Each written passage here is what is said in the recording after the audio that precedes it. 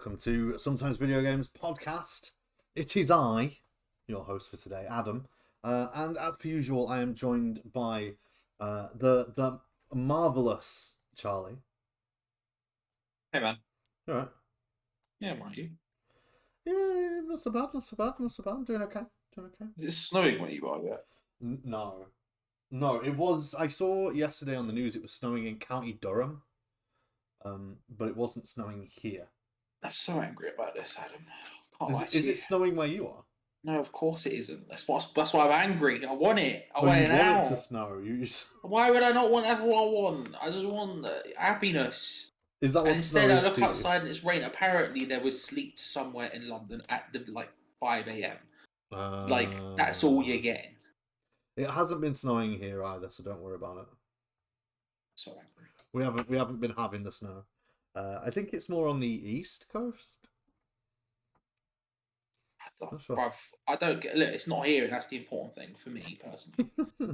Sure, fair enough, makes sense. Also joined by Louis. How are you? Hello. You alright? You having a good time? Yeah, I'm having a good time. Oh, How about you? Yeah, I'm not having a bad time. I'm doing okay. Doing okay. You know, having one of those okay days. It's been all right. I should be doing more than I have done today, but it's a Saturday, so I'll just pretend that Saturday is the day that I'm not doing anything. You know. Oh. What are we up to? What are we doing? How are we feeling? What other than snow? Have you seen any snow, Louis? Where you are? Only on the hills. On the hill? Oh yeah. You probably able to see it on the hills, yeah. Because I mean, Charlie may not know, and other people listening may not know. We live in sort of hilly. Me and Louis live somewhat close to it together, and it's kind of there's a sort of hilly environment surrounding the small towns that we live in. Hilly environment. Yeah, I live on a hill. You live on a technically. Yeah, Greyhound's kind of built. It's kind of built on a hill. Maybe more like a moor is what I suppose. For example, the place where I used to come from, where I used to live, that is joined by a lot of moorland, and you would get snow in the moorlands much earlier than you get it in the town itself. I'm a big fan of you saying, you describing the concept of hills. Yeah. As if what? Well, no, what are such things? Hills are different than hill. You know, moorlands are different to hills, right? Because hills are just like anything. Anything's a hill, right?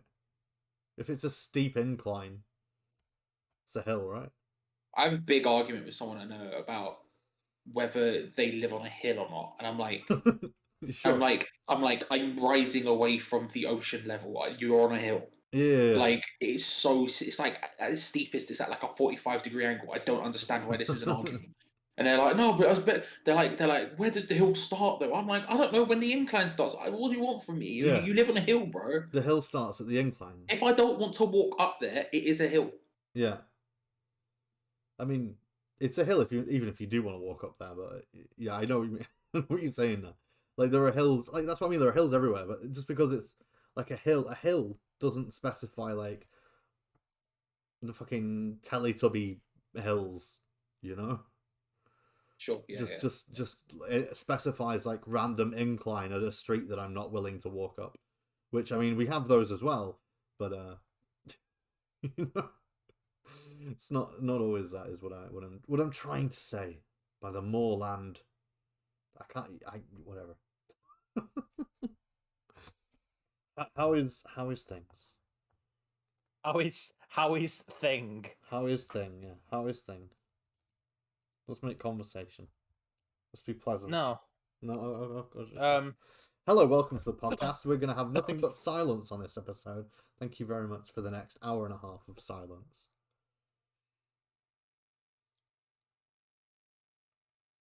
I'm committed to this bit now. I'm not. It's a terrible bit.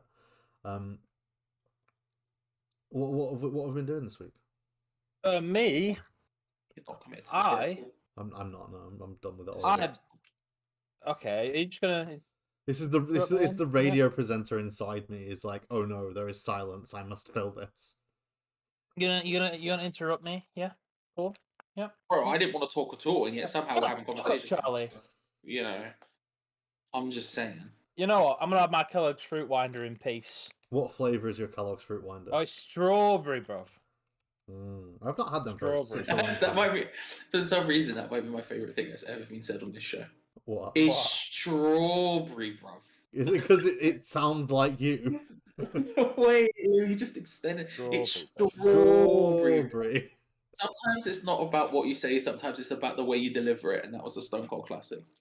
Just instant classic. Instant classic. Instant classic. Fucking get it on the soundboard.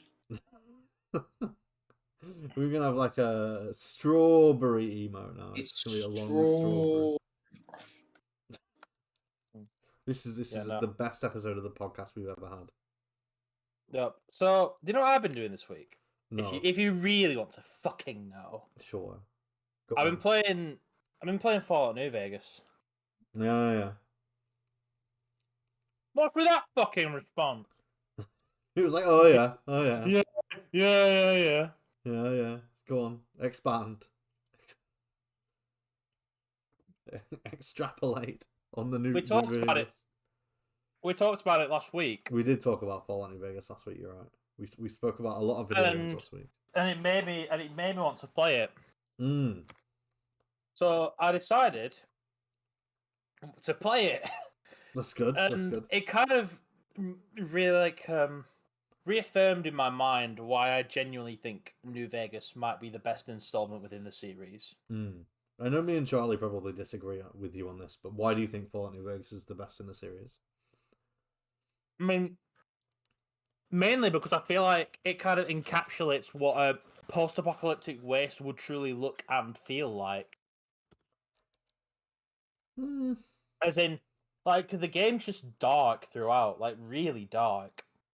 In what way? Like, emotionally dark? When I was playing, when I was playing Fallout 3 and Fallout 4, like, they just didn't seem to be, like, there were hints at, like it was kind of implied that horrible things were going on, but you never really saw it. It was never really, like, in your field of view. Like, you know, you hear hints about, like, slavery and stuff, like, with hints from the Institute, but you never really see it. You only know what's been what you were told or what's implied. Well, in Fallout 3, there is the slavers camp, isn't there? You can go into and buy child slaves. And there's the slavers camp in Fallout 3, but it's just like in Fallout New Vegas, it's everywhere. Like, there's just constant, like, famine, poverty, prostitution, and slavery, and it's just everywhere. Like, it's just dark no matter where you go, and it's just like, and I feel like that is what a post-apocalyptic wasteland would look like. I think that's slightly different. Like. I think the worlds of Fallout 3's in is it in Washington? Yeah. And then it's in DC. It's not in Washington the state. Sure. It's in DC. And New Vegas is in Las Vegas, of course. There are slight differences in the way both of those places are in general, I think. And, like, there are still those things happening in Fallout 3. Like, you still have, like, the slavery and you still have the prostitution and stuff like that. Although I will admit it's not to as big a degree. Or as maybe it's not to as prevalent because there's no big cities there. Not anymore anyway. You don't go to any big cities. Like the big city is literally just rubble. And like the only other towns you go to Megaton, which you can destroy, or Rivet City. Oh no, spoilers, yeah. Or Rivet City, which is just a boat. Like there are no other big cities. There's actually some lore behind what happens to Rivet City after the events of Fallout 3. So I'll just probably digress and touch on that for a minute. So, sure. You know how the Pridwin was made? I'm not entirely. The Brother of Steel airships. Yeah. So, Lancer Captain Kells talks about how they need to get a reactor out of an old aircraft carrier, Mm. and that they had to take it by force. Okay. That aircraft carrier was Rivet City. Oh, was it now? That's interesting. Yeah. So they killed everyone in River City. Basically, yeah. Basically, yeah. Yeah. Brotherhood of Steel. Good guys, Brotherhood of Steel. Good guys. They were the good guys, man. Yeah.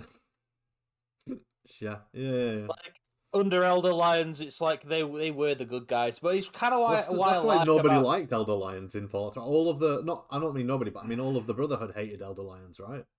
Because he Yeah. was the good guy, and like everyone else was like not the good guys. He was the good guy. Yeah. So that's why the Brotherhood were like the good guys in Fallout 3 and are now like the bad guys in every other game.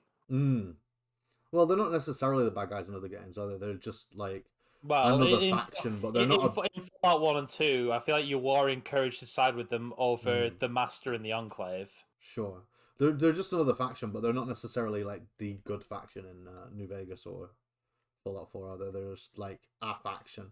Like you mentioned with Fallout 4 a few times, like that you think every faction in Fallout 4, bar the Minutemen, is at least somewhat, not entirely I good. think they're all. I think they're all flawed. No, don't get me wrong. I think the Minutemen are flawed too. I Sure. think the Minutemen fall victim to what I think suffer from the same problems the NCR does, which is they take too much territory than what they can physically hold. And especially because they are the only faction that is at constant war, constant unending war with every enemy of the Commonwealth. Yeah. They are in constant war with all raiders, in constant war with all super mutants, all aggressors of the Commonwealth, and the Minutemen are their enemies. Sure, yeah. I mean, that's not really a moral flaw to them, though, is it? No, it's not. It's not. That's It's an not a moral flaw. organizational It's flaw. just, it's an organizational flaw. And when you're the I think one-man army for them, it's... no. Yeah, I think the Minutemen have zero moral flaws. Like they are dedicated, selfless. But I feel like as an organization, they depend too much on strong leadership, and as soon as that strong leadership isn't there, they crumble like almost immediately. Which is essentially what you do with the Minutemen, because like they don't have they only have like Preston Garvey and a few other dudes. Right? He admittedly knows he cannot be the leader. He knows he's a flawed human being. Of course, he's like no beef with Preston Garvey in that regards. I don't think he's like. And thus, you become the general of the Minutemen, and you become the strong leader that faction needs. Yeah. But again, that faction can only thrive and it can only continue because you've given it strong leadership. It is as if it needs that strong leadership to continue. Yeah. And without it, and like without the general, there has to be somebody else who can follow the exact same idealistic goals of the previous general. Otherwise, there'll be splinter groups, and there'll be like sub factions within the Minutemen who will just war against each other. But doesn't that happen with every other group as well, though? I mean, that happened with the Minutemen. It happened with the Brotherhood of Steel, though. Whilst we were mentioning Elder Lions, it happens with I don't think it happened necessarily. Yes, with, but the thing is with the Brotherhood of Steel is that they Enclave reunited. But Elder Maxon doesn't rule the Brotherhood of Steel. He rules his chapter of the Brotherhood of Steel. Yeah, sure, but they're all splinter groups, right? Well, they have all joined together since Maxon took over his chapter.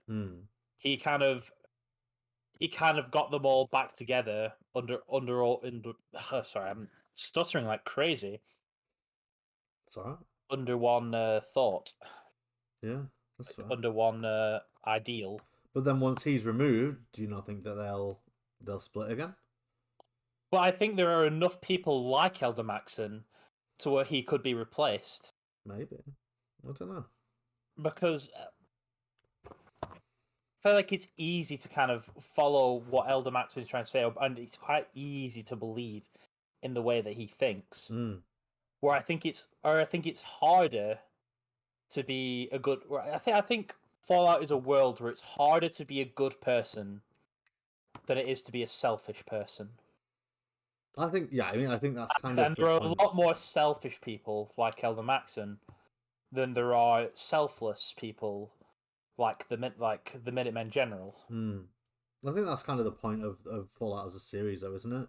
Like it's looking upon. Yes, I'm just trying to express my humanity point. as Is a- why I think Elder Maxon is much more easily replaced Sure. than the General of the Minutemen. Than you, essentially.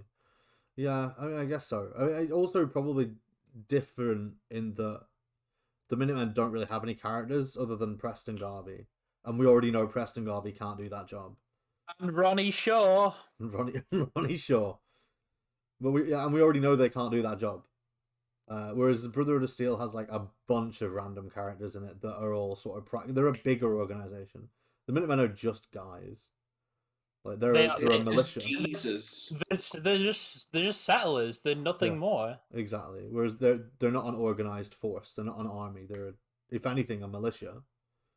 And the rest of them are kind of other stuff as well. Like the Enclave are a group of scientists. The Railroad are essentially a human rights organization. It's like an underground one, albeit, but. And again, why I think the Railroad are a good faction. I think they're a good faction. But I also think that they are also very flawed. I think, like you mentioned, I think it's very noble to want to rescue synths, but at the same time, I don't think they have the true well-being of the Commonwealth in mind. I don't think they particularly care about the well-being of the Commonwealth. I think they care more. They only care about the people they're trying to save, the people they're trying to protect, which I think it's noble, but I think it's a bit too short-sighted. Sure, but they're not a group that's designed around like the future of the Commonwealth, are they? They're designed around helping. If you side with them, they're the people that effectively take over. Well, yeah, they are. I don't think they have the capabilities to take that on. They do have like the Commonwealth's best interest at heart. They don't want to destroy it. They don't want to do like anything particularly bad with it. They're not like they want to go out and like start killing people. They just are like, hey, just because you don't have the Commonwealth's best interest at heart doesn't mean you want to just go out and kill people. That's not what that means, Adam. I mean, it's the Commonwealth,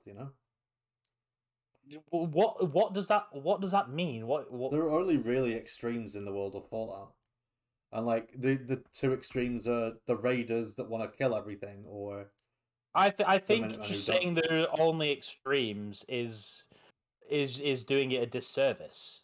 Sure, you'd think I don't think there's very much sort of grey area. I think the Railroad is a middling faction. You do? Yeah, because they're not actively trying to save the people of the Commonwealth. They're just trying to save synths, and they have no interest in helping anybody who isn't really a synth. I don't think they need to. I don't think that's. What do you mean? What do you mean they don't need to? Like that's not the point of their organization. But then, what organization is there when they take over to help protect the people of the Commonwealth? It's not going to be the Railroad. But what from raiders or?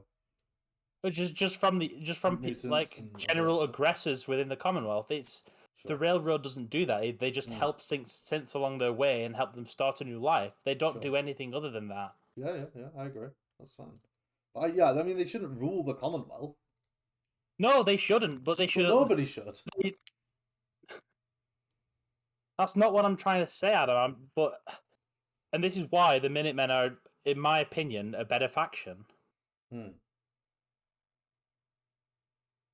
Because they are willing to help the people of the Commonwealth, no matter what.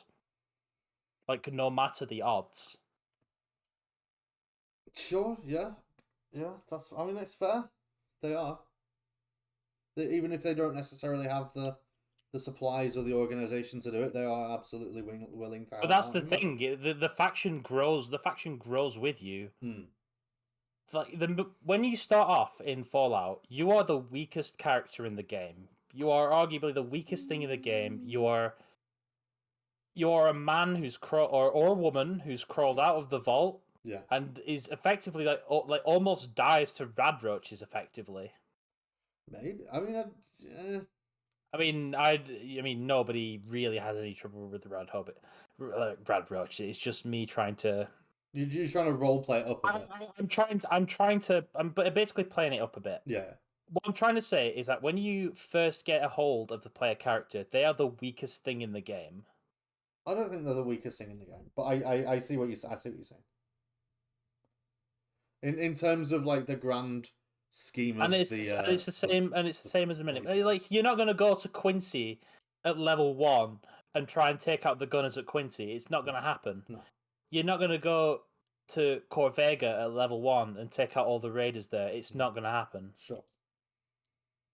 Yeah. And I feel like the same logic applies to the Minutemen. When you become general of the Minutemen, they are the weakest faction in the game. The faction consists of 2 people. Yeah.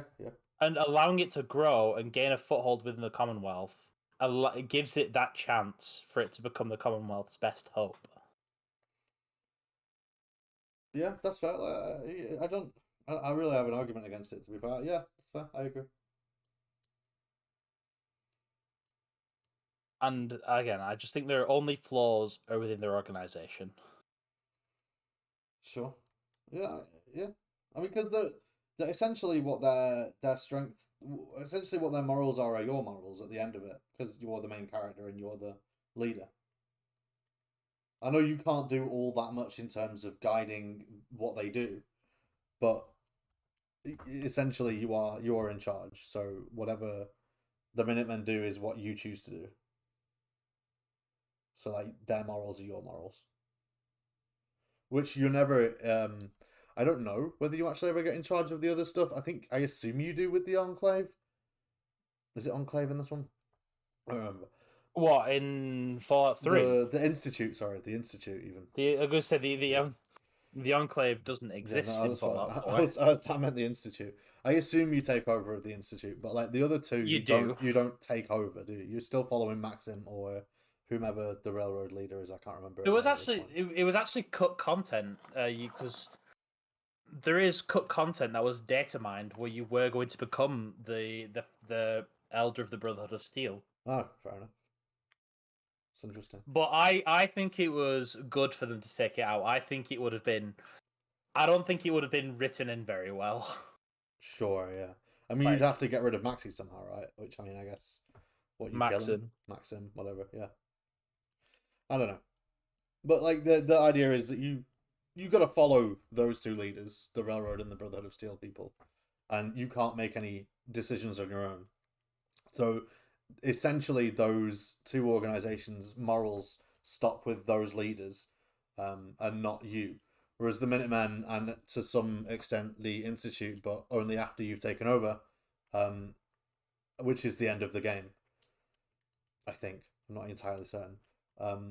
Their morals align with yours, essentially, right? So they will be morally perfect to you, regardless of what it is that they do, because you're the one driving them. Yeah. Well, I think the Institute's much harder to defend because it still has its own board of directors within like the leadership of each of the divisions. It's more of a business. Like you still have people to answer to, and there is nothing to show that the Institute has the best interest of the Commonwealth at heart. I don't even remember what the Institute wanted. It has the technology. It has they simply want to do whatever it is they can to benefit themselves. Sure. Yeah. Oh yeah. They kind of like screw the wasteland where we want to be happy or whatever, right? Yeah. Sure. They only care about the Institute. They don't care about anybody else. Yeah, that's fair. Regardless of what other people within the Institute try to tell you, everything they have done in the Commonwealth has only been for the benefit of the Institute. Yeah, and that is why I think they are truly evil. Yeah, because I think even though Brotherhood of Steel are kind of evil, they have like some interests. However, A I protection do or often something. side with the Institute because I do think it's the most interesting ending. I don't think I've seen the ending for the Institute. I only saw one of Well, them. I just think, like, for let's say if it were to be the canonical ending, I think it would have the most interesting after effects within the Fallout lore. We don't know. I mean, Fallout 76 is before everything, right? It's the opening, so we don't know if because like as we were saying last week, like with the Elder Scrolls games, there is a continuous lore in the Fallout series. So I assume whatever happens in Fallout 4 will affect Fallout 5 in some way, shape, or form, right? Well, I mean, I'm gonna be honest. I don't want there to be a Fallout 5. There is going to be one, and I Well, will there's play absolutely it. one, yeah. But I don't want there to be a Fallout 5. I don't think there needs to be another game. Sure. I get what you mean. I'm with Charlie on this You're one. with Charlie on this one. Yeah. No more sequels for Fallout, please. Thank you. There's no more sequels in general. Just get rid of them. All sequels should die. I'm happy. I'm excited for Fallout 5. I think it'll be good. I think it'll be fun. Yeah. But get rid of all sequels. Burn them all to the ground. Raise the whole industry. I'm not interested. Well, I mean, we probably should raise the whole industry at some point, right? I mean, I'm for it personally, but, you know. I mean, I'm up for burning organizations in the gaming industry. I'll tell you that much. For all of the shit that's been going down recently with I'm fully on Jim's side on this Activision. one. Like, for as much as I disagree with him, oh my god, I am fully, oh shit, yeah. They, them. We'll say officially, James Stephanie Sterling officially goes as they, them now. Cool. My apologies if anybody, if they ever happen to listen to this podcast or anybody associated with them. Yes. Or let's carry on. You agree with Jim Sterling? I do. I think Activision Blizzard needs to be burned to the fucking ground. Well, I think if you don't agree with I'm not saying like Jim Sterling's like the person behind all of this at this point, but like I think everybody just kind of agrees like Activision Blizzard at this point can fuck right off. Right? I will never support Activision Blizzard financially ever again. I always think now about all the games that I've played. You know, the Call of Duties, you know, the World of Warcraft, Destiny, like League of Legends, StarCraft, Destiny. Uh, Like all I now can think about is that I have helped support the goings on within Activision Blizzard, and I feel like I have helped it continue financially. And I don't know, that in itself just sickens me. I think The fact that not only did that go on, but I financially supported it, whether it was indirectly or not, doesn't matter to me. The fact that that's effectively what I did, I don't know, it just doesn't escape my mind. I don't think you can hold that over yourself or anything like that. You know, like I mean, I don't feel guilty, but it's not something I feel guilt over because it's like, how was I to know? Yeah, of course. It's not something you can feel guilt. It is fair to expect anyone to feel guilt over, and I don't feel guilty for it. It's just the knowledge of it just makes me sick. It's because it's disgusting. Like Bobby Kotick like needs to be fired. He needs to lose his job. Right, okay. He doesn't need to be fired, Adam. He needs to be imprisoned. Oh, I mean that's true as well. That is true as well. Not like going easy on him, saying he just needs to lose his job, but like the fact that he's still working for that company despite everything is amazing. Yeah, no, the man should go to prison, as far as I'm concerned. I agree. And I was thinking about this a while because like all the, I mean, it feels weird, but like there's a bunch of companies going on about this stuff. So we talked about Ubisoft before as well, and Activision Blizzard and a few other companies.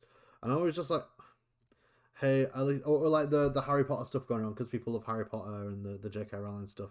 I always kind of feel like, I mean, I know that's not the same. I'm going to clarify, I know that's not the same.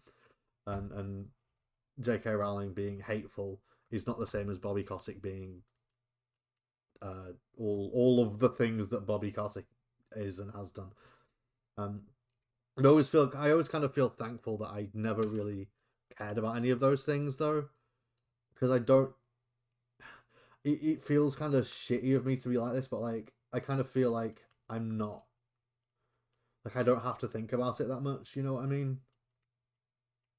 Yeah. I mean, either way, I'm really thankful that I'm still allowed to continue to play Destiny because it is not supported by Activision Blizzard. Because would you give up Destiny if I Activision would. Blizzard? Yeah. I would. I honestly would. What do you think about the people who continue to play World of Warcraft? Like, it is their choice. Hmm. I am not going to hold grudge. Like, people have invested so much time to that game that's effectively like all they know, like outside of whatever it is they do for a living, or Sure. like as far as their free time goes, that's all they know. And I am not going to expect anybody to take my stance. No. Because that would be unfair of me. Sure, yeah, that's fair. But however, I am just staying true to my stance that I will never help support Activision Blizzard as an entity for as long as it remains. Do you feel the same about Ubisoft, or is it Riot, the other guys that do it? Is it the League of Legends ones that have had some pretty horrible shit going on there, or I'm not sure. Or all the other stuff, because there's loads of people that have. It's not even like this isn't. For as long as I don't know about it, then there's nothing I can do about it. I mean, sure, obviously. But when I know about it, it's like it changes things. I mean, there are some instances, like I suppose you've got to. I suppose in some cases it's still like better the devil you know, and there are some you can pick and choose. Your kind of battles. Well, depends. Like if a company is as bad as Activision Blizzard, then there's no way I'll touch that shit. But it's just like if the misdoings are just like tax evasion or whatever, like it's scummy and it's disgusting, but it's not gonna. I'm not gonna stop enjoying the things that I enjoy as a result of that kind of behavior. Yeah, or is it avoidance? But however, stuff like this actively takes my enjoyment away from the things that they produce and publish and put their name on. What do you think, Charlie? Because I know that we have spoken somewhat before about Ubisoft and Rayman. Well, this is funny. Sorry to interject again. Oh. This is funny because I used to take an opposite stance to the things that I'm saying now. I know. I was thinking about it before because you were kind of like, I remember us, I think it even has been said on the podcast before, you were kind of a like, everyone's bad, so it doesn't matter. Yeah, well, I think there is a level of atrocity that just cannot be ignored. No, I do still believe that statement, but I just think there are levels of atrocity that just cannot go, like, ignored or unanswered. And again, it's not something I expect other people to do. It's just something I have chosen for myself. Yeah, I don't think you can expect other people to be. No, I think it's it's wrong for you to say, oh, if you play any Activision Blizzard game, you're evil because they do bad things. I don't think that's fair to go out and say that to people because they are just people trying to enjoy the things they like at the end of the day. Yeah. It's a weird one. What do you think, Charlie? What specifically? They're wrong-uns. Get in the bin. Yeah, basically, just get in the fucking bin. Like, I'm not. Yeah, I can't support them because I want to see them fall. Do you think other people should be able to support them, Charlie? If they want. Yeah, I think this is different than, for example, I feel stronger about the J.K. Rowling one when I do this in terms of like whether or not it's supportable. I've gone back and forth on it, I guess, because I feel like the person at the top being a horrendous human being, but there being hundreds of people who haven't done anything wrong. It goes, but I go back and forth in my mind about what I think about the whole thing. Whereas, like, when you're looking at an authored world, like I say, a Harry Potter thing, it becomes a slightly different it becomes a slightly different thing. But even then, I think supporting Harry Potter is fine, or holding it in a place in your heart is fine. I think it's just, I don't know. It's difficult. It's the thing is, we are like, I don't know. I think as long as taking a stance of saying, for example, as long as Bobby Kotick is still, what have I just thrown there? Bollocks. Sorry. Is still in charge, then yeah, you could maybe take a stance of not directly supporting Activision with money. Because if anything, playing their games is actually a fucking burden on them. Because like, if you already own it and you're not actively giving them money, then you're probably actually a burden on them. Then you are not. But sure, yeah. But I don't know. It's difficult. It's difficult. I'm actually happy that this seems to have sparked something bigger. The reactions from other publishers and console manufacturers and all that seems to have been, for once, universally You're right. deriding someone and saying, how the hell is this still carrying on, as opposed to like, usually there's a lot of silence, or if there are like whatever, there's not usually any talk from people who have actual money at stake in the situation. There's usually a lot of silence from that, and so to have seen I think all the console manufacturers, as well as like a bunch of other people, just come out and go, yo, you need to go. I'm just happy. I mean, the thing is I think he needs to go, but at the same time, I don't understand why he's still holding on. Man's got enough money to live on for the rest of his life. He's been earning insane amounts of money from that company for years. Like, if I was him and I was caught up on all this, I'd just be like, all right, sweet, all right, cheers, see you later.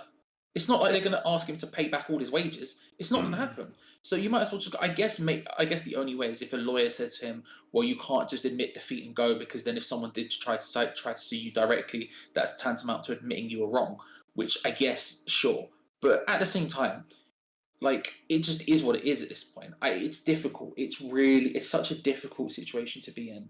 Similarly to, but the way it is similar to the J.K. Rowling thing is specifically with the developers of the Harry Potter game, who was sat making this game for years, and then while they're doing that, all of a sudden the person who wrote Harry Potter and all of that just goes absolutely bananas on Twitter and completely trashes this thing that they've spent years and years making. It is similar to that, whereas with something like Destiny or World of Warcraft or whatever, not Destiny because Destiny's not Activision anymore, sorry, but World of Warcraft, things that already exist, that the people already have bought and have already played. Like, it's quite, I think, carrying on to play those things just without financially supporting them, I think, is okay. Because ultimately, with World of Warcraft, really, but yeah. That's a fair point. But you understand? Sorry, yeah. But you get what I'm saying. Yeah, that's a very good point. The free-to-play Call of Duty game, maybe. Yeah, exactly. Or even playing like the Call of Duties you already own. Just as long as you're not financially supporting them, I think that's okay. I totally understand that. I think, and my stance would be, in general, not spending money on them until he's gone. Absolutely, yeah. Because ultimately, and this is true of anything like this, and this is the saddest part of all these situations, is money is the only thing that matters. Which is why I'm so happy that you've seen all the console manufacturers come out and gone, yo, the fuck, because ultimately that's literally all that matters in this situation. The same thing, I took a stance on West Ham 2 years ago where I said, okay, I'm no longer going to give the club any money until the current ownership are gone, because I think they're terrible. So I'm like, okay, I'm not going to go to any games. I'm not going to buy any like shirts or anything. I'm just not going to support them. Which is annoying because we've gotten really fucking good at that time. But I'm still not going to do it because, that's the whole point of the situation. They only care about money because that's all anyone ever cares about. And so the only way really to make an issue of it is to create financial issues. And Bobby Kotick can sit there and stand now and go, oh, well, I'm not going to leave until, like, I'm going. If I can't turn this around immediately, then I'm going to leave or whatever. Ultimately, the answer is this: if they see a financial hit from it, the board of directors will get him out instantaneously. Well, that's another issue for me. Is that it's not enough for me to see Bobby Kotick go. I want the entire board of directors to be changed for me to ever be back on board with Activision, because they know about the problem. They absolutely know about the problem, and are maybe even in it on themselves. But obviously you can't say. We never know. We never know exactly how involved they are or aren't. Like, But it's either entirely way, possible that they all are, but it's also entirely possible that they don't have a clue. You know, like you can't say either way whether they can. now it's an open air, and they still support Bobby. Yeah. That is an issue. It's not enough for me for just him to go anymore. They all need to go. Sure, I understand that. And that's unrealistic, and that's not going to happen. No, of course not. No. Well, then I guess that to you means I'm not going to buy an Activision Blizzard game. Yeah, basically. Which is I always found it weird because I can't take that position, because like I take that position anyway. So me saying I'm not going to buy an Activision Blizzard game literally changes nothing, because I don't remember the last time I bought an Activision Blizzard game. So like, so I mean, like I don't even know how I personally would be like the only thing I want to see is the console manufacturers, all three of them, take the stance and say we're no longer gonna put Activision Blizzard games on our stores until something changes. But like that's the only thing I can think of from my perspective. Which they won't do, by the way. Which they won't do. But I mean, no, they won't do. Like, there's always a chance that they do, but like they won't, because it's a lot, and they're still gaining money off those purchases and whatever. There's obviously nothing that I can do or think of that would matter from my, because I don't have any relationship with Activision Blizzard. You know, I don't. I think the last time I played an Activision Blizzard game was Call of Duty Black Ops 2, which will have been. It's just about pushing the narrative in that sense. Yeah, sure. And I don't mean to say that in quite a cynical way, but that's kind of what it is, right? Like, it's just a case of you have to try and like, it's just you putting it in front of people who might do that. True. You know. And it's the same with a bunch of these other places. Like I remember seeing like when the first lot of it all came out, and people were saying, "Oh, we're not going to cover Activision Blizzard games anymore." And I'm like, do I say I'm not going to cover Activision Blizzard games? What does that mean? What does that matter to anyone? You know, like, what does it matter if, for example, we don't talk about or cover any Activision Blizzard games in any way that's not just a random reaction at, let's say, the Game Awards or whatever? You know, what does that matter? We don't tend to anyway. So it's just us taking a stance Again, but again, I think the problem with us, I mean, to some extent, and that's us as individuals and us as a group here, is that us as a group also is basically essentially just another individual. Yeah. It's not the same as an IGN saying that, or someone like that. Exactly. Who have actual pull in the industry, right? So I think in general, again, it's just about putting that narrative in front of people. Like, for example, when WWE go to Saudi Arabia in what can only be described as a fucking getting paid by blood money. Sure. Allegedly. But like a lot of the wrestling sites I go to and stuff, they'll still cover that show. But for example, Cultaholic, who, from a video game perspective, are the sister site of Triple Jump. Yeah. They still do like a live reaction stream for those shows, but they have a charity link at the bottom of the page to promote a charity that helps people in those countries and different situations and stuff. And I think there's still a way to responsibly cover these things, and responsibly talk about them on a personal level or on a bigger level than that. You might be right. That can still be constructive. It's just a case of figuring out what that is. And I think, as much as I think a blanket, we're no longer going to cover them, it's not. I'm not complaining. I don't think that's a bad thing whatsoever. It's just a case of being like sometimes it's unavoidable. Sometimes you have to.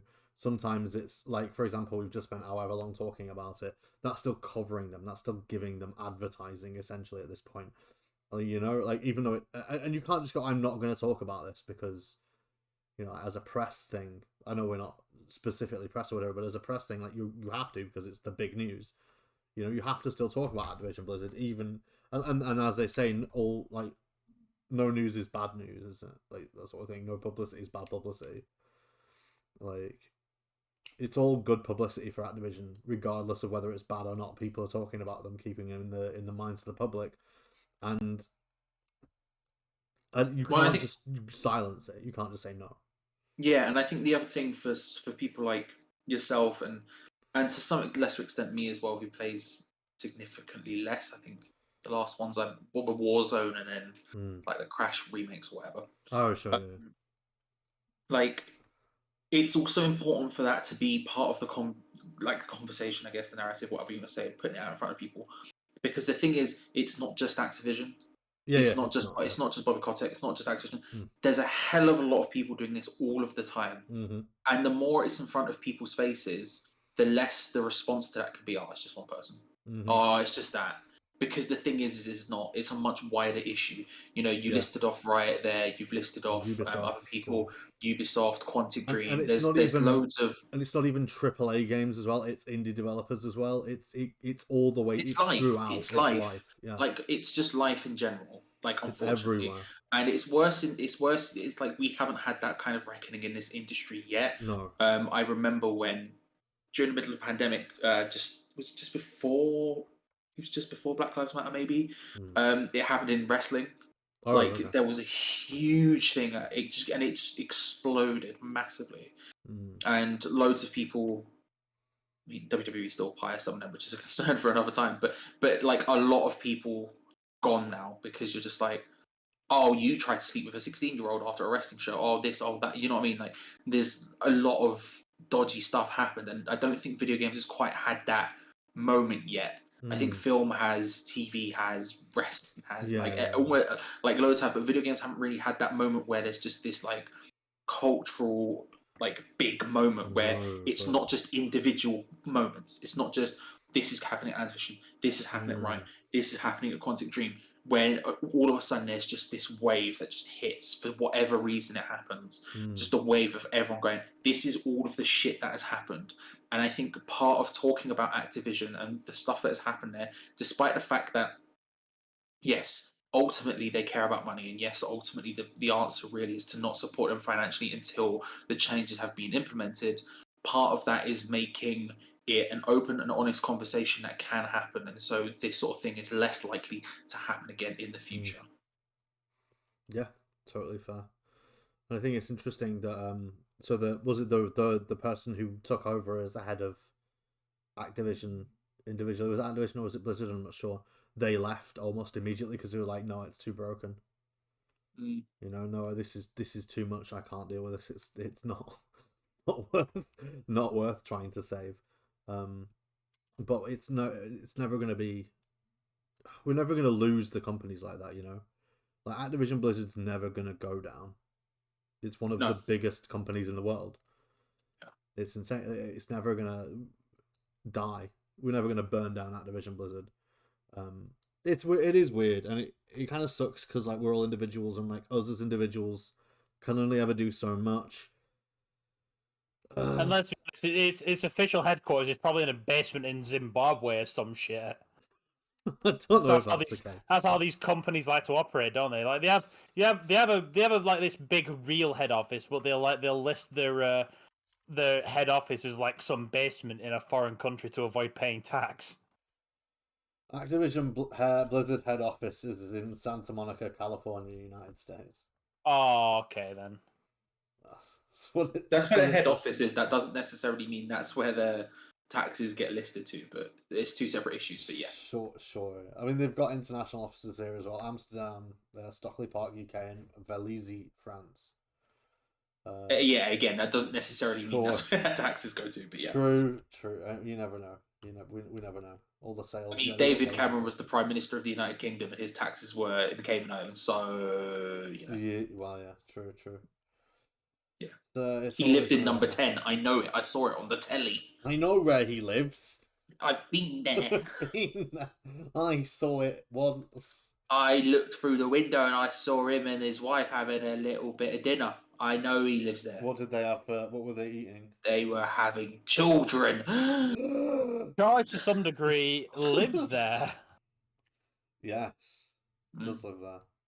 It's weird that you can live in a house that's not yours, right?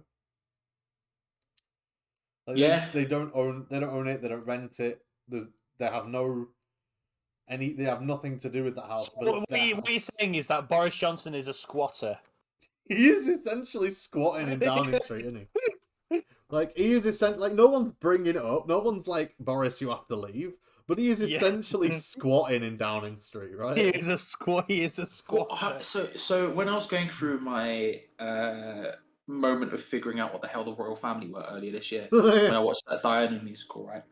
I didn't realize. So once Diana and Charles split up, right? Yeah. She still lived in the palace with them. She was just on the other side of it, but she still lived there and worked there. That was still her gaff. Because she Like, was she didn't in move the out. royal family, I guess, right? Even though they. And like, there's so many stories like that. I'm just like, It's I so hate weird. Alex, in football terms. So Alex Ferguson, when he left Man United, he Yeah. still has an office inside the stadium and at the training ground. Doesn't he goes there still and have hangs one out. now? Yeah, even though he's not in charge, he just has one, and he's not like he's involved in anything to do with the club. He just has one that is there, and it's just odd to me. It's just like in my head when like Charles and Diana split up, Diana moved into like, I don't know, some fucking, I don't know, flat in Camden, I don't know. Mm. But and in the same way when like Alex Ferguson left Man United, in my brain he's like, oh, he probably just does something else now. No, they're still around. They're still about in the places. It's just find all that shit odd, man. Just find it odd. Just move on. Get out. You know what I mean? Get out. Get on with yourself. It is weird. I think the royal family's a weird lot, to be fair, as well. Not that they're not calling them names or anything, but it's just a weird idea. It's the royal family. It's an arcane idea. It's a predestined group of people who are better than us for no reason. Yes. Yes. I don't know. It's a weird one. Yeah, it is weird, and there aren't many royal families. All I know about the royal families, and my grandma fucking loves them for some reason. That's another thing. I saw a thing today. It was on Facebook, so obviously. Here we go. It was William talking about the BBC and about how he's going to cut ties with them, and there were people in the comments going like, "Oh, the BBC are not loyal to our people," or whatever. I'm like, what does that mean? I don't even. Right, yeah, understand. you've got caught up in the political sphere again. Okay, I see what's going on. I just didn't understand, like, specifically, why are you loyal to the royal family? What have they done? Why does William not like BBC? I don't know. They're flag shaggers. That's what they do, isn't it? They're the flag shaggers. That's what they do. I guess so. I'm just. It kind of boils down to me like, why? Have you seen my new Discord profile banner? I have not known. Look at it right now. Sure. Oh, it's the flag, but is it? I can't really quite tell what this is. Let me view your profile. It's the Among Us twerking gif. Oh, okay. I zoomed in on it even more. I would never know what that is. But fair. Okay, that's interesting. Is that in response to flag shaggers, as Charlie so eloquently described them? I mean, it is now. It is now, yeah. It is now. Fair play. I don't know. Oh, we've got another COVID, haven't we? Got another COVID happening. Is that where we're going with this? They're like Pokemon. Is that where we're going with this? Do you mean? Are you saying let's not talk about the COVID? Well, I'm just saying. Listen, I'm double vaxxed and boosted, mate. I'm safe. It doesn't matter, does it? That's what my friend was Safe. saying now. That's what my friend was saying. It doesn't matter. It's a new strain. I'm safe, mate. You might not be though. Well, yeah, you might not be from any once you get it. It's the point of the Yeah, situation. yeah. Just you have to give yourself the best chance, and I have the best chance possible. Fair enough. So if we all die, it's fine. There'll always be new ones. This is the whole point. There will be. It was the reason it was called COVID-19. Yes. Because there was 18 It's before. not like it was just yeah. wasn't it? It's not even that. It's that it was in It's like 2019. it's like Persona 4. Right? Oh, is it? It's What? like, yeah, Persona existed beforehand, and there was people who No, knew it about it. The didn't. nerds No, it knew about it. didn't. But then when Persona 4 Golden came out, and everyone was like, "Oh, this game bangs!" And then all of a sudden, everyone's a Persona fan. I Whereas before that, don't think only Atlas would nerds say knew that about it. Persona 1 and 2 existed. It's exactly the same as the I don't think coronavirus. Listen, Persona it 1 was and 2 around. existed. there was things going on, but only nerds knew about it. And then all of a sudden, in 2020, everyone's like, oh, everyone wants to talk about it. Listen, it's COVID-19 because of 2019. Because it was 2019. Get with the program, people. Coronavirus existed beforehand. I can't believe you just said get with the program. Get with the program, people. Come on. Jesus Christ. Come on now. Let's go. What is the program that you are selling, Charlie? Just shut up most of the time. Do you know what I mean? People talk too much is what I found out. You know, I'm on Twitter, I'm going around places, and people just constantly, you know what I mean, giving that. You know what? If you don't got nothing good to say, don't say nothing at all. You know what I mean? How many podcasts are you on again, Charlie? Facebook. One, this, and I regret it immensely. Oh. You sure? One thing about Twitter and Facebook is that people just feel like they can go on there and just be like, I'm going to tell the entire world about my opinion, even though nobody actually fucking cares. I mean, they can. They're definitely able to do that. Yeah, just because you're able to. We spend so long thinking about whether we could that we don't know whether we should. Do you know what I mean? I agree. I was thinking about this actually before. I think I tweeted about it, which is funny because I was talking about how we shouldn't think about Twitter as much. But it was one of the Nintendo people.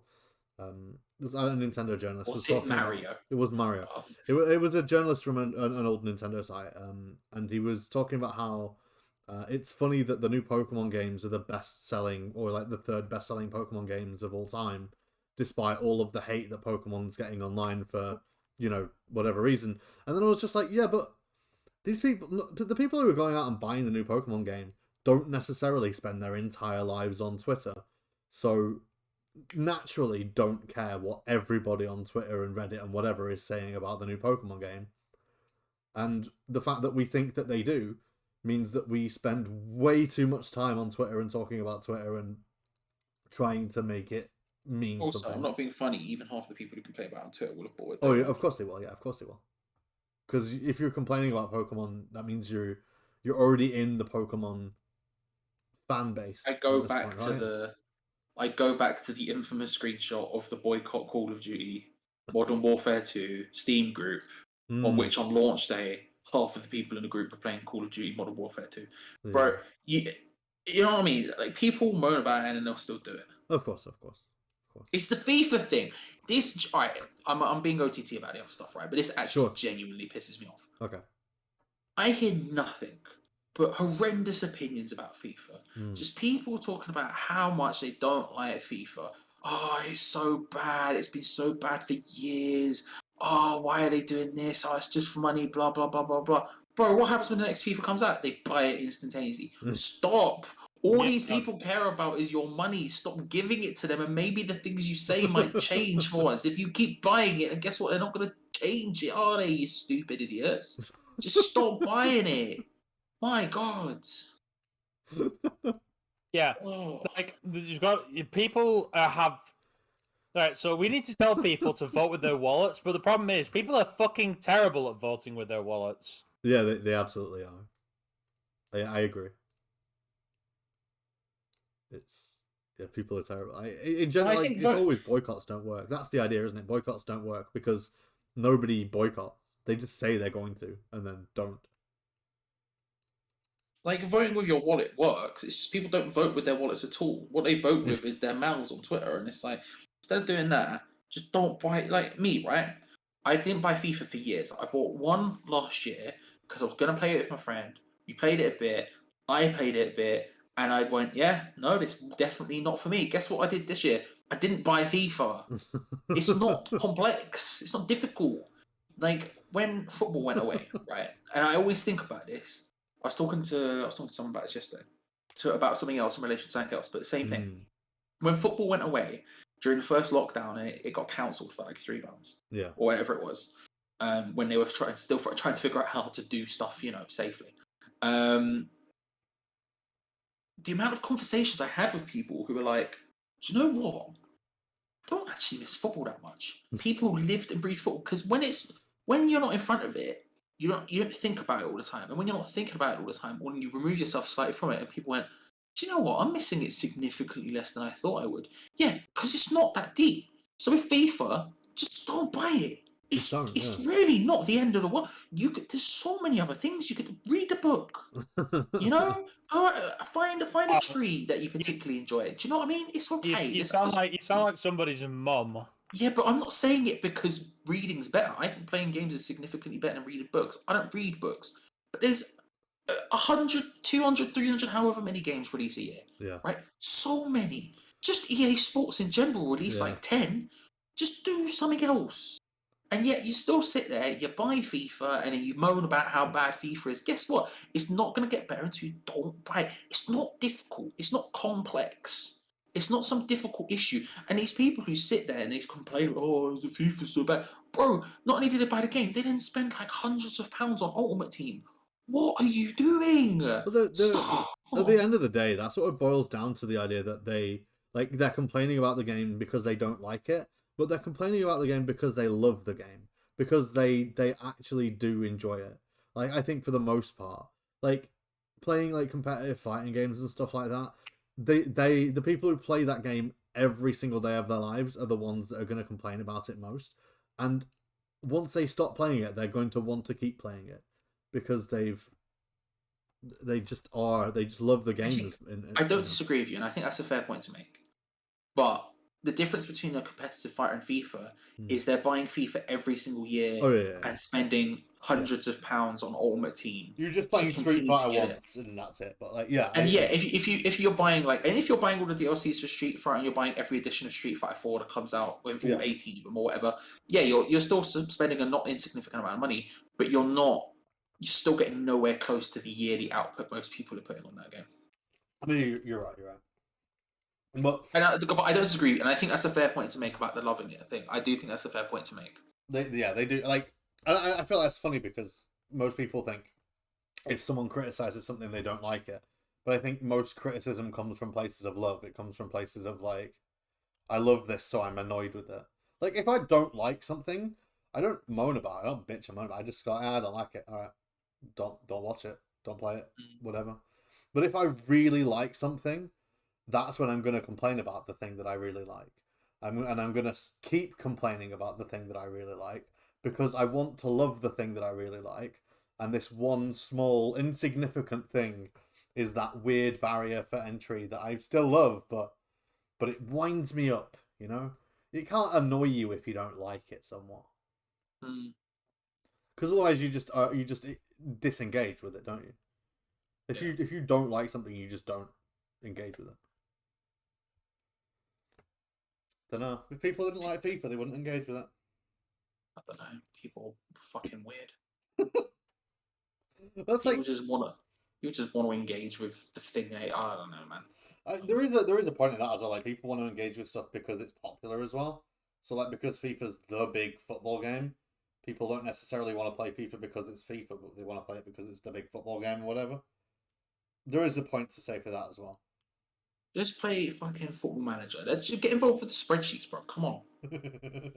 I will be the first to admit that Football Manager is not for everyone.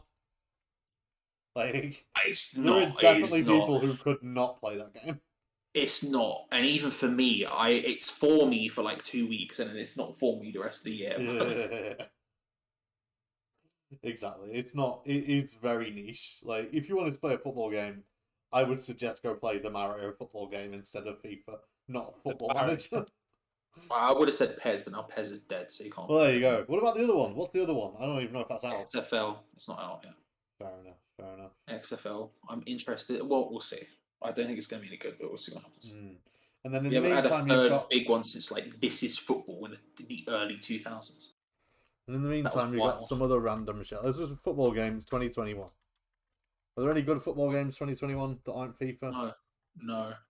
We'll put video games. Football Manager, and that's it. And if you're talking about good football games, I wouldn't include FIFA on that list. Sure. Football drama. Football tactics. Super arcade football. Photo ball. I don't know what any of these are. They're all random small ones that are never any good. The amount of times I go through, like on Steam or whatever, on PlayStation Store or whatever, and I just see all these random football games, like that anime one that came out last year or whatever. There's like so many. Yeah. And it's like, Is there an anime football game? Oh, there's loads. I Yeah. think the one you were referring to is Captain Tsubasa, right? There's a football anime. Yeah. That one. Why is there an anime football? It's based on a It's football based anime. on the it's based on the anime that is There's about football. there's a football Oh, anime. there's There's an anime for everything. There's an anime for every. There's a baseball anime. There's a tennis Yeah. anime. There's a Yeah. food anime. Yeah. All sorts of stuff. Oh, that's Totoball is table football, which would be fun, maybe. Table football or foosball as they call it in the that's what it says. Quids land. Yeah. Oh, I'm looking through all of the best football games on PC Games and this one looks interesting. It's called Behold the Kickmen, and Yes, I've been shouting about this for years. That's the only good football game. It says Behold the imagine a football Kickmen. game that was developed by someone who had no idea what football was. Yeah. It's made by the same person who did the Swindle. There we go.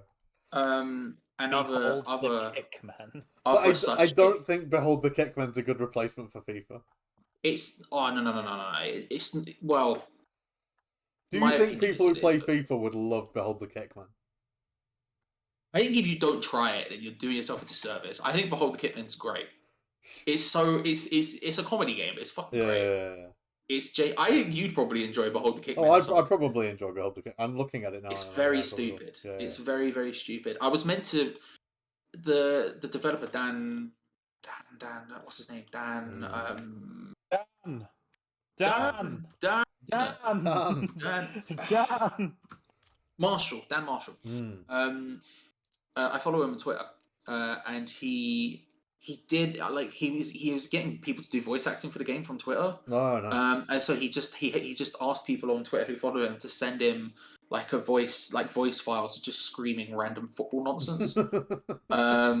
And like loads of them are in the game, and I was gonna do it and I just forgot. Oh, got it. I just completely forgot. Behold the Kickman, man. It bangs. There we go. If you haven't tried it, just give it a swing. If you fed up It's a usually FIFA, you can find it. It's probably on sale at the moment, the Steam Autumn sale, whatever it is. It's Probably. probably going up again. if you fed up a FIFA, you want to play a football game, Behold the Kickman.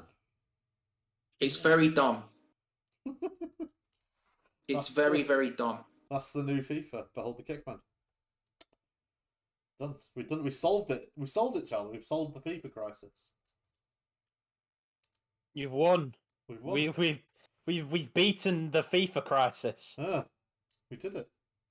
Don't buy FIFA anymore, people. Just don't fucking do it. Buy one copy of Behold the Kickman and play it yearly.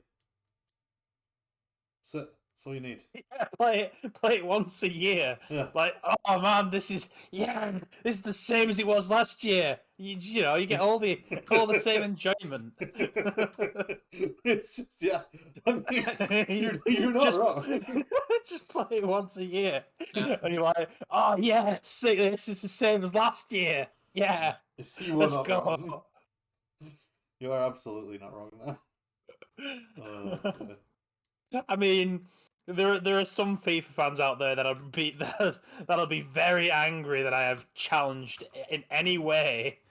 I don't know. If you're a FIFA fan that's angry that we're recommending Behold the Kickman, and we're saying that FIFA's the same every year, leave us a comment. Engage with us. We want to know. Oh, Charlie, what have you been doing? Engage with us. Football Manager.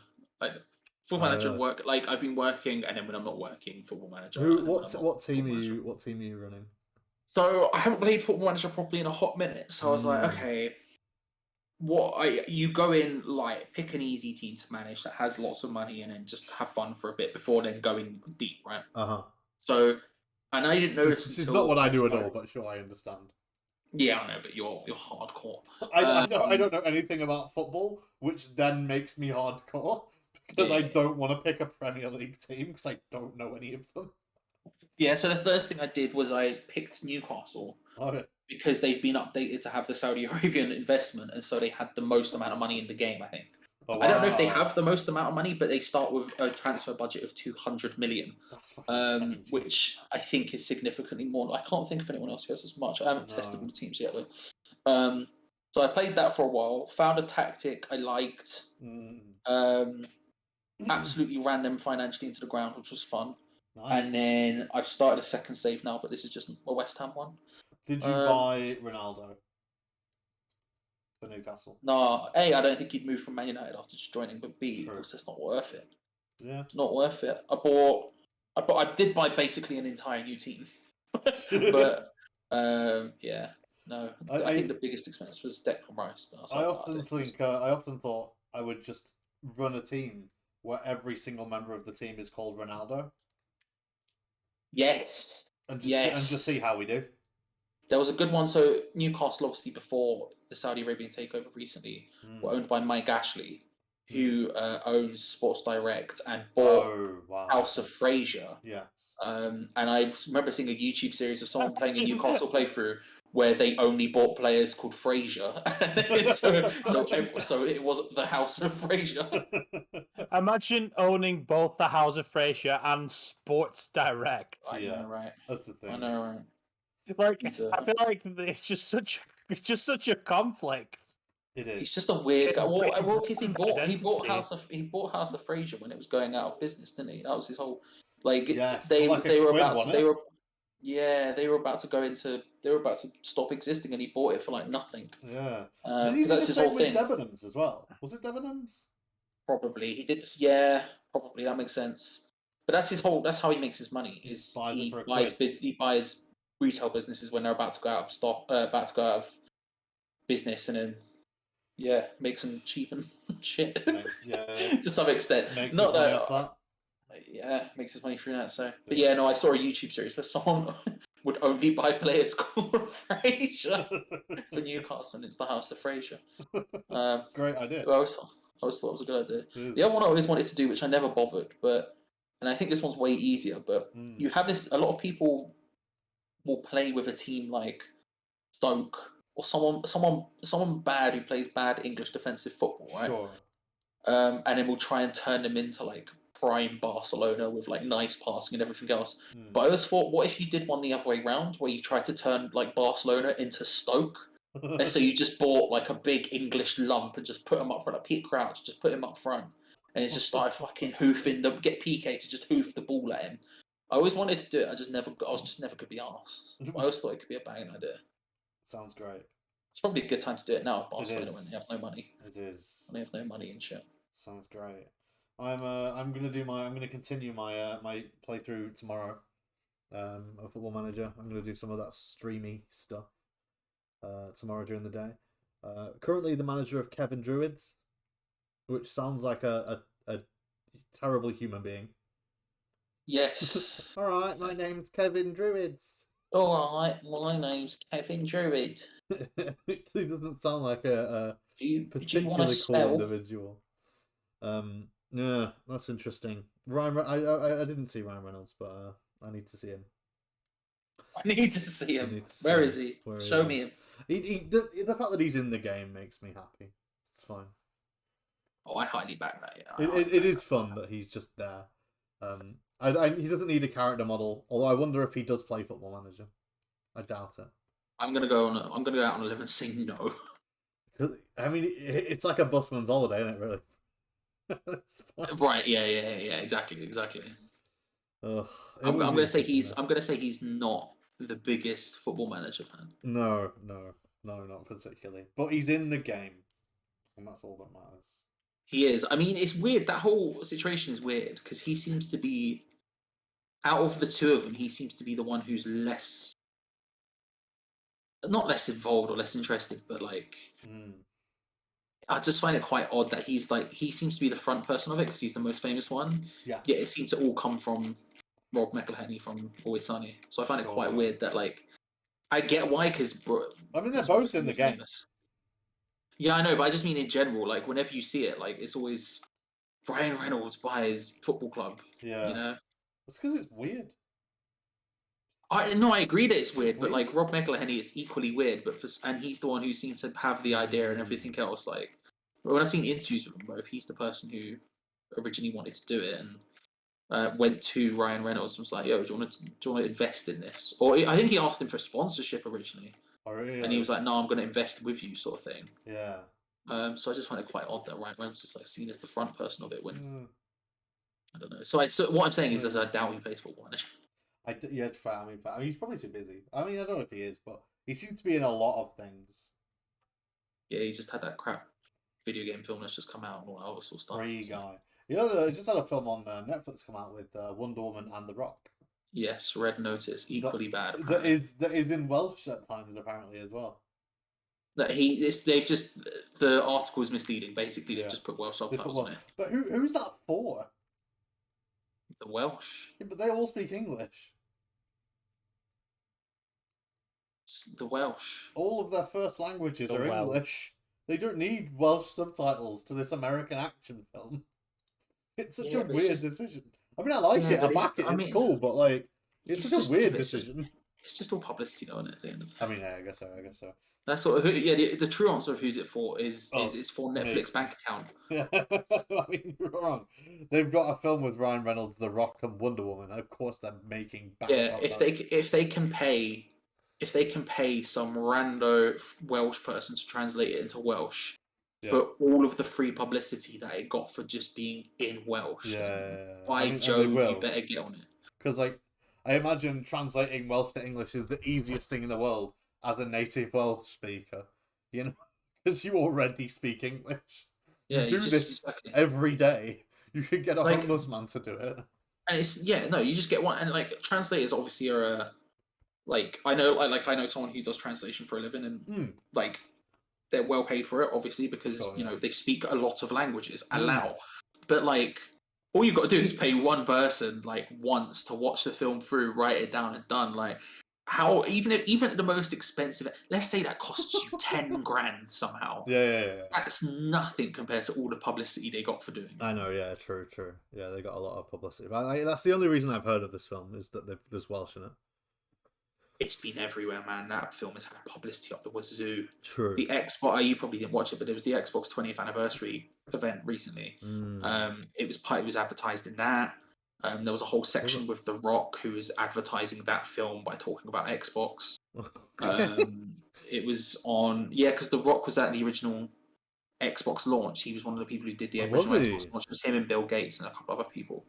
So now The Rock is obviously a big deal. They got The Rock back, who's like, hi, it's been 20 years. He makes a joke about like the fanny pack picture and a bunch of other stuff, and then starts shilling his crappy film. And like, it's there. Like, WWE have been doing brand integrations with this thing. Like, it has been everywhere, and it's paid off for me. I think it's the biggest launch of any Netflix film ever.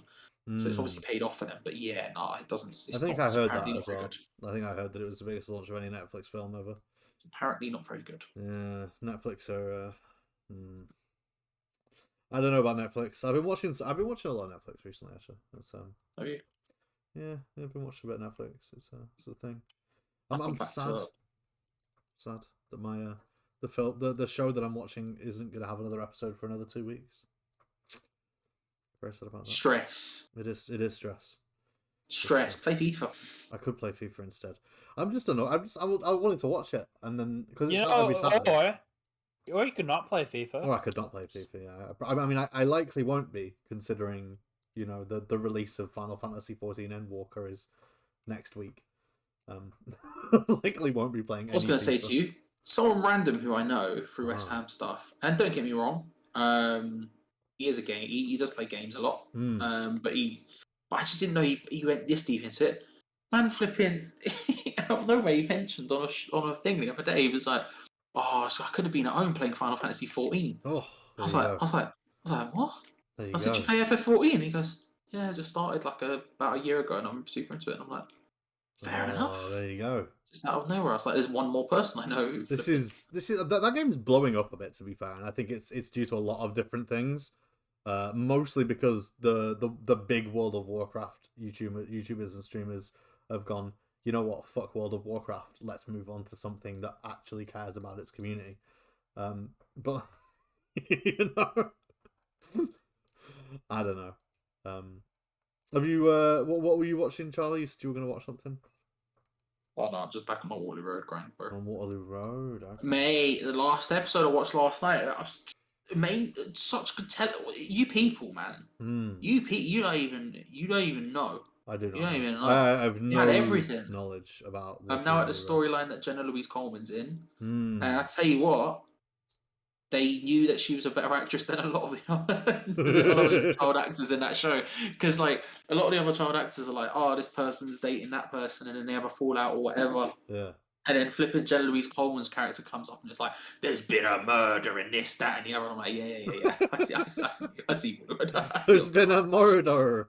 You're like, oh no. But I'm back on board, bro. We're halfway through series 5 at the moment. Jesus, how many series are there of that? 10. It's 100 episodes. Wow, that's a lot. That's a lot. I'm on episode like 40 or something. 50. I say that's a lot of episodes. I've been hearing a lot about One Piece recently, the anime that's very big, and that's just in its 1000th episode. So, yeah. What anime is 1000th episode? One Piece. Oh my god! Why? I still haven't seen any of the show, and I refuse to because it's on 1000 episodes. But I watched 60 episodes of this, and I decided, you know what, I'm not getting in this rabbit hole. Did you? What did you? Did you like it, or did you not like it? It was all right. The filler is insane. Like it's, you know how people meme on Dragon Ball Z for dragging out their plot. Yeah, by screaming and yeah, it's stuff. Yeah, One Piece is worse than Dragon Ball Z by a mile. Oh wow. Okay. And yet nobody calls it out for it, but it is. Yeah. Fair enough. I had not heard that, but obviously I don't know anything about it. One of the I refuse to watch it mostly because it's too long, but I would also probably refuse to watch. Well, no, if it was only like 12 episodes, I'd watch 1,000 episodes of anything. Yeah, I agree. Who needs 1,000 episodes of anything? Or 100 of Waterloo Road's a bit much. I refuse to watch anything over 100 episodes. Well, Waterloo Road's the thing then. It's exactly 100. You can't get involved. I just refuse. Like I'm watching with a friend. We're watching the new Digimon series, which is called Ghost Game, and I've actually been enjoying it. It's been pretty fun. But he mentioned it was like 50 odd episodes, and I was like, "You fucking what?" I thought it was only about like 12. I was just enjoying this 12 episode little Digimon thing, but no, it's like 50 odd episodes, and I'm like, Jesus, that's way too many episodes of this. Yeah, I don't need that many episodes of this. Like 12 is the perfect amount. I don't know. CBA, bro. Yeah, Too much effort. People watch that. I just can't be asked. You can't be asked. What with watching things? Oh, stop. Yeah, pretty much. Can't like you. I mean, like I say, 100 I'm going to be honest with you, Charlie. You can't be asked with anything. Nah, I can be asked with some stuff. Yeah. Not a lot. Waterloo Road. 100 episodes of Waterloo Road he can be asked with. Yeah, it's taken me longer than I wanted it to, but we're getting there. Mm. Third time watching it. Let's go, boys. So 300 episodes of Waterloo Road, essentially. Hustle. I can be bothered to hustle. Hustle's great. Would you watch Waterloo Road enough to... So 10 times? No, probably not. No. Would I? Yes. Will I? Probably not. It's fun, man. Look, you don't know the joys yet of watching. I don't. You're right. Something like that. So a BBC show that was long running around that time period, right? Because everyone you know is in it. Like you just go through, right? And like I said, like Jenna Louise Coleman's just turned up as one of the kids, right, for the series. Her story's over now, but like outside of that, you also get all of these actors and actresses who you haven't thought about for like over a decade, who were in like every one of these shows, who are rocking up in like Casualty and EastEnd and all this stuff, all of those sort of shows, right? That are long running and constantly, and they just have to churn people, so they just have to go through every actor that exists on the planet because they just constantly and so it's like that. So like I'm watching it yesterday, and Jenna Louise Coleman's character, actually no, I'll say a different one, for spoiler reasons, because anyone cares. What do you call it? There was like a solicitor lawyer person turns up, and it's played by the woman who plays Jenny in the first couple of series of Tracy Beaker, who's the person who runs the damping ground. But it's people like that who you haven't seen in anything else and you haven't thought about for ages, and then all of a sudden they just rock up. And you're like, oh my god, it's you! But you're in something else that I didn't think about. What do you call it? Do you remember Men Behaving Badly? It was Martin Clunes and Oh yeah, I can't remember what's the other guy's name. I don't remember. But it's the other guy from Men Behaving Badly. You have Martin Clunes and you have the other one. The other one turns up in that for as like deputy head for like 2 series. Right. But bloody hell, it's that geezer. He's turned up. That guy I don't remember. Twist from Spaced. Oh, Twist, I know Twist. Yeah. She's in it for like half a series. Twist, yeah. She's in it for like half a series. It's all these people you don't see in anything else. But because it ran for so long and there were so many episodes, and it's the same as, like I say, it's the same as like Casualty or Hobby City or whatever. They just have to churn through so many actors and actresses just because they have so many. You have to write so many. Every episode has like 3 new characters. You just got to keep going, more people, and so you just see all of these randos. And like, oh my god, it's you! Oh my god, it's you! So the barman Eddie from Hustle turned up in an episode the other day. Like it's just out, and you're like, oh my god, it's Eddie from Hustle, just for a single episode, and he's gone again. And it's like that constantly, all of the time. And also, like I say, there's people like Jenna Louise Coleman who played a kid in it, and now is Jenna Louise Coleman. Or whatever. Like there's someone who was one of the kids in it in the new Dune film that just came out. Oh really? Okay. Dune? You mean Dune? Dune.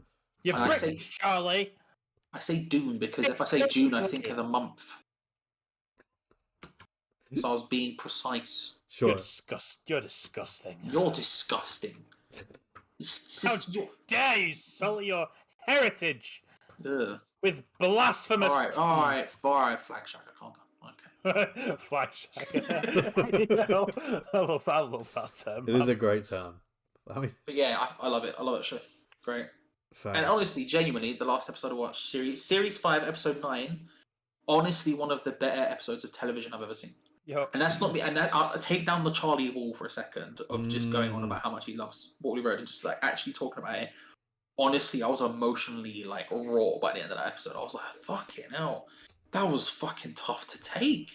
That was like Breaking Bad. It was like, and it sounds stupid because I'm saying it's Wally Road, and obviously it is, and you have to watch a lot of dumb Wally Road to get to the point where you care about any of the characters to the extent of where it can be emotionally straining. Of course. Yeah. But like, I was watching, I was like, fuck, bro, they took the kitchen sink, they attached it to another kitchen sink, and then they threw it at us. they did not mess around in that episode. It was a banger. Series 5, Episode 9, people. Get involved. Oh, my goodness. Get involved. You know.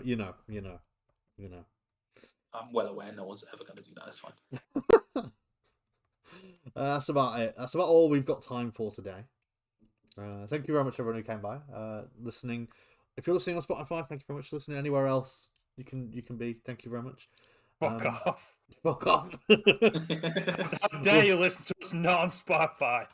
I know, right? Spotify is just the one I go with because that's the one I use to listen to us, obviously, and they are only us, nothing else. You have an account specifically for us. I do, yeah. This is the 9 plays a month that we get. Is just me. Yeah. You listen to it on loop for a bit. I do, yeah. Yes, thank you very much, everyone, for listening. If you haven't followed us already on Twitch or on YouTube, please go do that. We're sometimes video games on both of those. You can probably just search it and you'll probably find us. Very nice, isn't it? Probably. We can't promise it. Can't promise it, but you'll probably just. I'm fairly certain. We've got some cool stuff coming up. We've been uploading every day on YouTube for the last like 2 weeks.